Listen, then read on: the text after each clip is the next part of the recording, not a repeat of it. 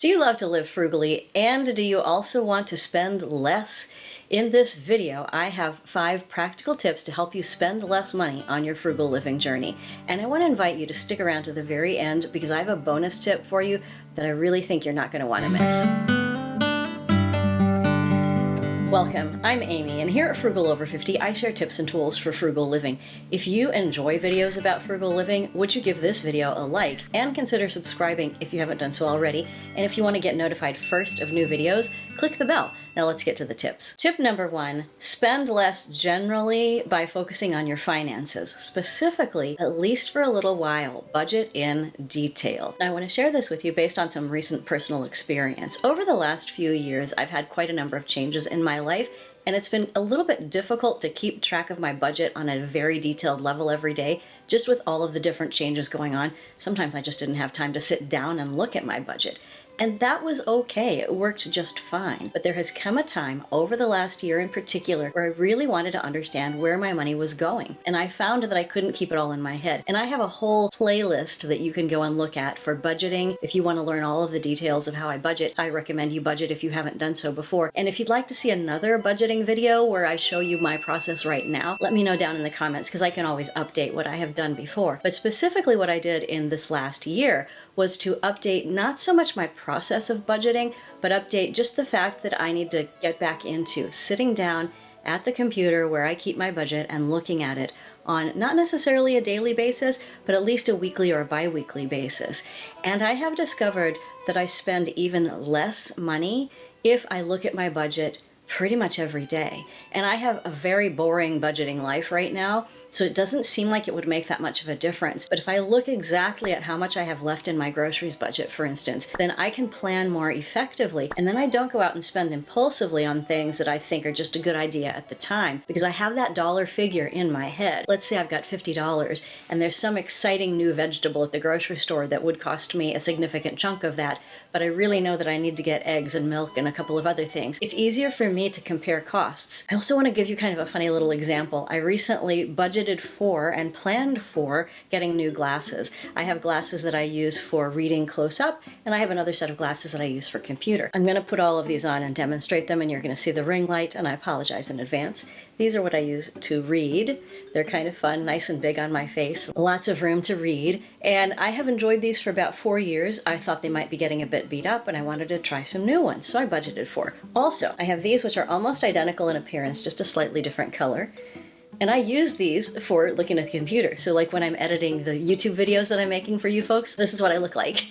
And I have used these again for about 4 years. Again, I thought they might be getting a little beat up and I budgeted for new ones. So I want to demo the new ones for you. First of all, here are the new readers.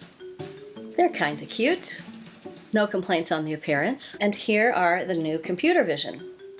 Also kind of cute. Again, no complaints on the appearance. I mean, I chose them. Now here's the problem. These old ones work better than the new ones. And these old ones work better than these new ones. I can't quite explain why that is. I've had a conversation with both my eye doctor and with the optical place, and they've explained to me that something about my vision has not actually changed that much, and it's probably fine to use the old prescription. So, looking in detail at my budget and also at my current needs, I think I've just spent less money because I'm going to get to return those glasses. They'll take them back. And then I'm going to keep the old ones. And already the optical place has gone in and tweaked them. Let me show you. I genuinely don't know if you'll be able to see this on camera. Let me see. Basically what they did is they put in new nose pieces and then readjusted the ear pieces for both of my glasses. I feel alternately proud of myself and slightly embarrassed about this whole situation, but I know that I would not be able to think about it clearly if I were not looking at my budget in detail and if I didn't understand that my ultimate goal here is to spend less money. Now let's move on to tip number 2, which is spend less money on your household by redecorating your house with what you already have. And this is a part 2 of something that I started in last week's video, which I'll link up above and down below, where you can follow my thought process of how I got started with this. If you have things at home, and I'm showing you around my room right now, you can see that I have poster size, letter size, and sort of like large postcard size versions of art prints of different kinds, and I just have them stuck up on the wall with like sticky tacky stuff right now, and that's been kind of fun, but I feel a bit like a college student, and honestly that's fine too, but I don't want to feel like a college student anymore I want to redecorate using what I have. Now, for the most part, I've been able to do that. I did need to go out and spend a few dollars on some inexpensive, color-coordinated picture frames, and I've done that. What you're seeing right now is my whole process that I'm working through, and you won't see the final reveal, I'm sorry, in this because it's going to take me a little while. What I'm doing is I'm taking everything off of the walls and laying it out on my bed, and then I'm seeing what fits into which frames. And I also have some older art pieces that are in frames that have literally just been sitting like books on a shelf kind of a thing, and I haven't looked at them in years, and I want to put those up too. So I bought the command strips. I also have the sticky tacky stuff, and my process for today is to put things in frames, to sort of rearrange them on the bed so I can see what might look good together, and then maybe rearrange a little bit. And then I think I might try just putting everything or almost everything on one big wall and see where I like it. And that will not be the final reveal. You'll have to stick around for a future video where I'll show what I've done. Those of you who are interested in redecorating, I wonder if you have any tips for me and for the group about how to redecorate with what you have. I don't have a lot of experience, and what has been stopping me has been just not understanding where things should, quote unquote, go. And I think I've finally decided that it doesn't really matter where they should go. I should just put them up, and if I don't like them, kind of move them around, maybe over the course of days or even weeks. This is going to be an ongoing process. I'll keep you in the loop as we go on, as I share more videos with you. Tip number 3, spend less on having fun. Now, a few years ago when I moved to the area where I currently live, I absolutely fell in love with the forested areas surrounding my neighborhood, and I just started walking and walking and walking. That's a wonderful way for me to share with you how I like to have fun for free. I just literally put on my shoes and walk out the door. Sometimes it's not free. I have to buy really good shoes because I'm getting a little bit older. But as long as I've got the shoes that work and the sunscreen that works and the sunglasses that work, I can get out there and walk, and I can walk an hour or more a day if the weather permits. And it is delightful because I can see all kinds of trees and flowers. These days I've been seeing lots of little rabbits, and they are not as scared of people as they ought to be. I tell you, I can get kind of close to them. It's very cute. I love walking in nature and seeing what is out there. This is a really great way for me to have fun and to relax because I work a sedentary job, and also when I'm editing videos for you folks, I'm sitting down. So if I worked a job, and I'm sure some of you do, where I was on my feet 10, 12, 15 hours a day, a walk in nature would not be my idea of fun. But I might go home and watch somebody else's video about walking in nature while I had my feet up and I was drinking a cup of tea or a cup of coffee. That would be fun and also free. But in my case, getting out in nature and walking gives me a way of doing what I think a lot of people get from meditation, which is just that sense of inner calm and inner peace, and a way of looking at the world as a larger project than whatever crisis we happen to be living through at the moment, because the trees keep growing, the bunnies keep going, the flowers keep blooming, and that has just been such an encouragement for me. It's good for me in all sorts of ways, and I am literally spending less, because if I'm walking for an hour a day, which I can do at certain seasons of the year, out in nature, I am literally spending no money, and then I come home refreshed and also ready to spend no money.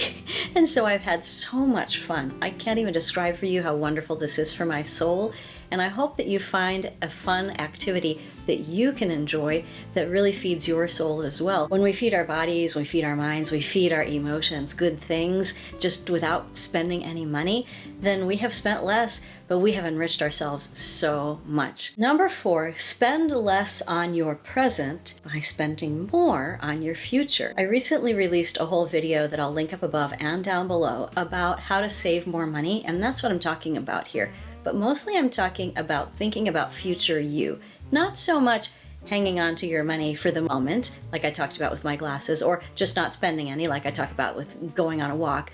I'm talking here about thinking as long-term as you can. So here we're thinking about how to put away money for retirement. And if you live in a country where you have something like Social Security, that's a great way to add to and amplify your retirement savings. If you have a pension, which is very fortunate that many people around the world do still have pensions, then that is a great way to amplify your retirement savings. If you are able to save money from your paycheck into a retirement account, a great way to think about that.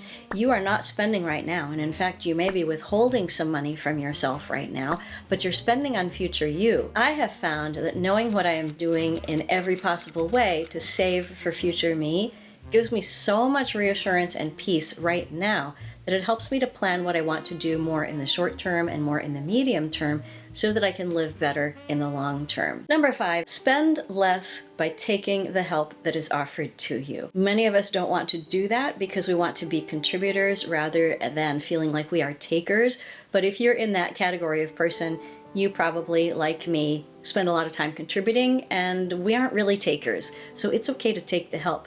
It may be something more formal, like going to a food bank at the end of the month because you've just run out and you need some extra help. As a more immediate example, where I live, there are people who, particularly when they are moving out of the apartment complex, will leave non-perishable foods in large bags down on the first floor so that people can take them. Recently, there's this pretty large bag of all kinds of non-perishable foods that was just there with the word free on it for several days. And I realized that coming up, I'm going to have several weeks in my life where I'm not going to be able to go to the grocery store. I just won't have the budget for it, just for a few weeks. I just need something to tide me over. And so I've already gone and taken some of the non-perishables to put aside for that time that's coming up where I really will need the help. And I'm very thankful to that person who left the food there. This is not me being destitute. This is not me asking for help from you folks. This is not a problem. But it is a place where I could receive help from somebody who had just left it there for anybody, and nobody had come and claimed it. And so I thought, I'll take a little bit of this and I'll leave most of it to share with everybody else. Take the help when it's offered. Reach out for help when you can. You absolutely deserve it. I do have a bonus tip for you, and the tip is spend less by not setting yourself on fire in order to keep other people warm. This is sort of the reverse of taking the help. This is like, I also will not give help to people who can't appreciate it, who will only be taking advantage of me, who will only take and not return anything. If you were raised as a woman or socialized as a woman or lived any part of your life as a woman, you were probably socialized to give and give and give and give and give and to never ever take, and to give to people who just would never acknowledge what you did for them. And you may have reached the age that we are now, the mature age, or if you are younger, hello, welcome. Whatever age you are, you may be thinking to yourself, is there no time when I can sit and just take care of myself? Yes, my friend, the time is now. You can sit and take care of yourself. A big part of that is by implementing all 5 of these spend less strategies that I have just shared with you. And another part of it is just to give yourself the freedom and the permission to say yes to you and say no to having your lifeblood drawn out of you by people who will just take it and take it and take it and never give back. Stay with people who care, stay with yourself, and care for you. Now tell me down below, how are you going to spend less today? Thank you so much for being here. I'm so proud of you for being frugal, and I can't wait to see you again soon. Bye-bye. This is as good a day as any to start the rebuilding of life.